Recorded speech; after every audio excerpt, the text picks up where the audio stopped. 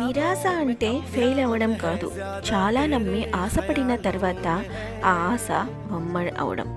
Expectation తగ్గించుకో అంటారు, కానీ ఆశించకుండా బతకడం మనిషికి సాధ్యమేనా?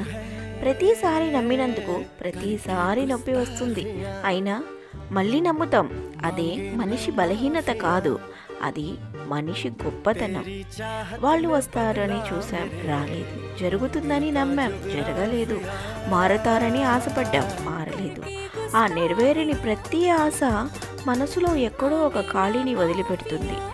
నిరాశ నేర్పే పాఠాలు విజయం నేర్పే వాటికంటే ఎక్కువ.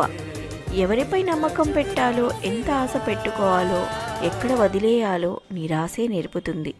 నిరాశ వచ్చినప్పుడు అర్థమవుతుంది, మనం ఎంత నమ్మామో, ఎంత ఆశపడ్డామో అంత నొప్పి వస్తుంది, అంత బలంగా బతికామని. కొన్ని నిరాశలు మనల్ని విరగొట్టవు, ఎవరికి ఎంతవరకు మనసులో పెట్టుకోవాలో నేర్పిస్తాయి. వీడియో నచ్చితే please like and share, comment and please subscribe. Thanks for watching.